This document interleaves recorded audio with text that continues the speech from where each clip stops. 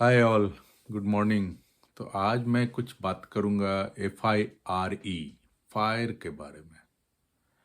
Social media में आजकल fire fire हर जगह इसके बारे में बात होता है, financial independence and retire early. तो मेरा टेक ये है कि मैं बिलीव करता हूँ या मैं चाहता हूँ कि फाइनेंशियल इंडिपेंडेंस हो, बट रिटायर अर्ली में मैं बिलीव नहीं करता हूँ। रिटायर अर्ली में भी आप बोल सकते हो जॉब से हो, बट काम से रिटायर अर्ली? भाई अमिताभ बच्चन अभी भी काम कर रहे हैं। अमिताभ बच्चन अभी भी काम कर रहे हैं। काम से रिटायर अर्ली नहीं होना चाहिए।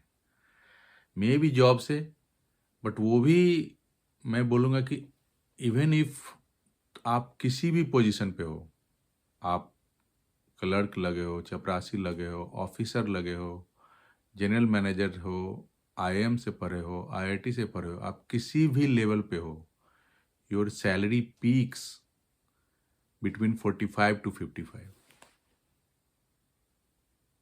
किसी भी लेवल पे कहीं से आप स्टार्ट करते हो, your salary peaks between 45 to 55। So if you retire इन 28 और 35, you are not getting your maximum salary. Plus, the catch is, if you retire in 55 and whatever saving you have to spend it, or maybe you need it only for another 25 years. But if you retire before 40, then you need it for another 50 years. And in 50 years, the cost of living will increase at least 10 times. It doesn't matter where, in which country you are. In best of the country where, I mean in western world, जहाँ पे कि inflation कम है या लो रखा है इन लोगों ने अपने करेंसी को एडजस्ट करके जैसे भी किया है, वहाँ भी 50 साल में 5-10 गुने कॉस्ट ऑफ लिविंग बढ़ जाता है। और इंडिया में जो ये 6% कॉस्ट ऑफ लिविंग या इन्फ्लेशन बोलते हैं, कुछ चीज़ों में 6% है, कुछ चीज़ों में 6 से कम भी है, कुछ चीज़ों में ज़्यादा है इन्फ्लेशन। जैसे कि मेडिकल में 10-12% इन्फ्लेशन है, एजुकेशन में 10-12% इन्फ्लेशन है। तो आजकल ज़्यादातर लोग 30-32, आजकल क्या पिछले 10-15-20 साल से 30-32 पे शादी ही करते हैं। तो जब आप 50 के होते हो, आपका बच्चा 18-19 साल का होता है, उस समय मेजर खर्चा चालू होता है एजुकेशन का। तो आप कैसे रिटायर कर जाओगे? कैसे retire? It's not possible, possible ही नहीं है। तो ये don't read too much into these things कि मैं रिटायर अर्ली कर गया, रिटायर अर्ली कर गया। हाँ, अगर जॉब छोड़ के आपके पास कुछ और है करने के लिए, एटलीस्ट आपने अपने एक्टिव इनकम का डबल, अपने एक्टिव इनकम का डबल इनकम कहीं से सेव करके रखा है या कुछ है, पर मंथ आएगा, तो आप रिटायर कर सकते हो। और फिर आप कुछ काम भी कर सकते हो बिजी होने के लिए, ये कर सकते हो। क्योंकि एक्टिव इनकम का डबल इसलिए बोल रहा हूँ मैं, क्योंकि सारे जो कॉस्ट है, अब जो भी रिटायर अर्ली की बातें करते हैं 35 में, 28 में, भाई रिटायर अर्ली मीन्स ये होता है कि वो जो पैसा बचा है वो सिर्फ आपके और आपकी वाइफ के लिए है, कंसिडरिंग कि आपके पास घर भी है और मेडिकल इंश्योरेंस भी है, तभी रिटायर अर्ली होगा। अगर उसमें से आपको बच्चे को पढ़ाना है, शादी करना है, तो रिटायर अर्ली का कोई कोई मतलब ही नहीं है। एंड जैसे मैंने बोला, अगर आप जॉब कर रहे हो तो यू विल पीक एट 55।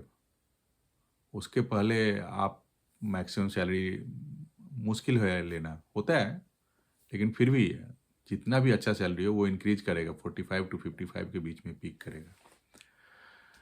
अब मैं आता हूँ फिनेंशियल, ये हो गया रिटायर अर्ली। मतलब रिटायर अर्ली कोई चांस नहीं है, आप ज़्यादा इसमें दुखी होने की बात नहीं है।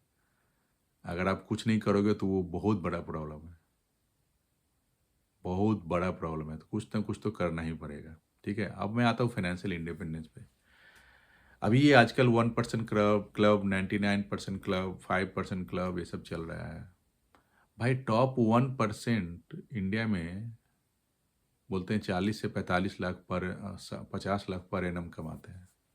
एवरेज 40 से 60 लाख, 50 लाख ले लो भाई। 50 लाख मतलब कि आप मुंबई और बेंगलोर जैसे जगहों पे मेरा एक फ्रेंड है, उसका सैलरी है 40 लाख, सेविंग होता है उसका 40,000 पर मंथ।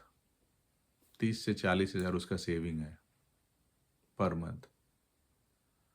कुछ ईएमआई है, कुछ स्कूल फीस है, कुछ खर्चा है, जो भी है, हॉलीडे है, ये है वो है।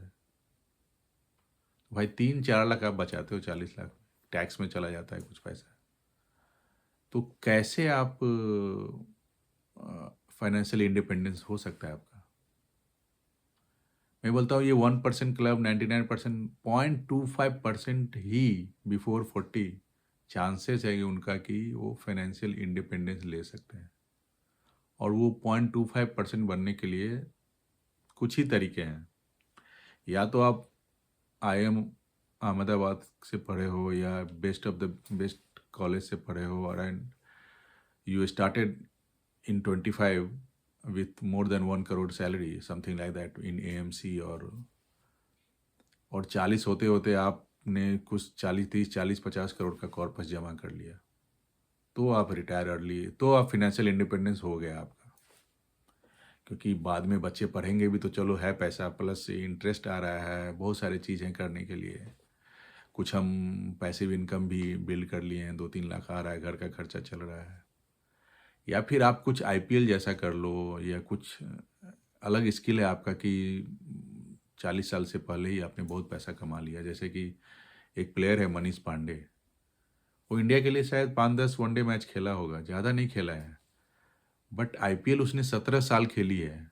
और अपने पीक पे वो 3-4-5 करोड़ लेता था 4-5 साल तक, तो वो भी मल्टी मिलियनर हो गया। एटलीस्ट 30, 40, 50 करोड़ बिफोर 35, 36 उसके पास भी जमा हो गया है। तो ऐसा कुछ अगर हुआ है आपके लाइफ में, तो आप कर सकते हो कि भाई ठीक है, मैं फाइनेंशियल इंडिपेंडेंस हो गया। बट 2 करोड़, 1 करोड़, 1.5 करोड़ जमा हुआ है, या मान लो आपको 3 लाख 4 लाख सैलरी है, 2 बच्चे हैं, उसको पढ़ाना है, शादी करनी है, बहुत सारी बातें हैं। जब आप एज ज़्यादा होगा तो आपका इंश्योरेंस भी होना चाहिए। 100% इंश्योरेंस हर जगह कवर होता नहीं है, बहुत सारी बातें हैं। तो आपका मतलब टॉप 1% में आने के बाद भी चांस नहीं है कि आप बिफोर 40 रिटायर कर सको। इट्स नॉट पॉसिबल, ये पॉसिबल ही नहीं है। तो कहने की बात ये है कि मैं ये नहीं बोल रहा हूँ कि आप लोग को, जो लोग ये फायर के जो फैन हैं, मैं उनको हतोत्साहित या उनको डिमोटिवेट नहीं कर रहा हूँ। मैं कह रहा हूँ कि be real, financial independence is fine, but retire early का तो कोई मतलब ही नहीं है। अगर जॉब कर रहे हो तो जॉब 55-60 तक करो, जॉब नहीं कर रहे हो तो भी कुछ करो, एक्टिव इनकम रहना चाहिए। रिटायर अर्ली का कोई मतलब नहीं है। एंड फिनेंशियल इंडिपेंडेंस भी 0.25% लोगों को ही मिलेगा, 0.25% लोगों को ही मिलेगा। फाइनेंशियल इंडिपेंडेंस भी आपको तभी मिलेगा जब आप या तो 2-3 जनरेशन से कंटिन्यूअस कमाई हो रही है आपके घर में, और आपने इन्वेस्ट भी किया है 15-20 साल अच्छे से इक्विटी में अलग अलग जगहों पे, या फिर आपके पास कुछ कुछ ऐसा स्किल है कि जैसे मैंने एग्जांपल दिया आईपीएल में खेल लिया, या फिर best of best IIM Ahmedabad के टॉपर हो, और कुछ आपका स्टार्टिंग सैलरी ही 1 करोड़ 1.5 करोड़ था बिफोर 30, और आपने बहुत सारे पैसे कमा लिए, तो ही ये पॉसिबल है। ये 2 लाख 2.5 लाख सैलरी से, और उसमें से 25-50 हज़ार बचा के आप 40 साल के पहले रिटायर, फाइनेंशियल इंडिपेंडेंस भी पॉसिबल नहीं है। May be you will feel little comfortable, क्योंकि आपको 15-20 साल तो आपको इन्वेस्ट करना पड़ेगा अच्छा अमाउंट, 40-50% आपके सैलरी का। अगर आप 2-3 लाख 4 लाख कमा रहे हो तब, अगर आप 1 लाख कमा रहे हो तो कहाँ से 50% आप इन्वेस्ट करोगे, है ना? और करोगे भी तो 50, आपका 1 लाख का 50% 50 हज़ार होगा, अब टैक्स चला जाएगा 20 हज़ार, तो 30 हज़ार होगा। 30 हज़ार में कहाँ है फाइनेंशियल इंडिपेंडेंस 10-15 साल में मिलेगा? पॉसिबल नहीं है। जो 5 करोड़ का वैल्यू आज है, 15 साल बाद वो 1 करोड़ का वैल्यू होगा। तो फिर, और जैसे मैंने बोला कि जब आप ज़्यादातर लोग 99% लोग जो अभी शहरों में रह रहे हैं, पढ़े लिखे हैं, उनके बच्चे जब वो 50 के होंगे तो 18 के होंगे, 19 के होंगे।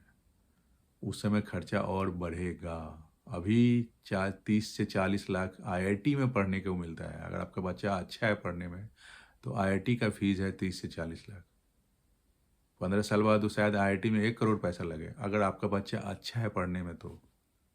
अच्छा नहीं होगा तो मेरे टाइम पे 95, 96, 97 में बेंगलोर में अगर किसी को पढ़ना था प्राइवेट कॉलेज में तो 50-60 हज़ार फीस था। अभी 50-60 लाख लग रहा है।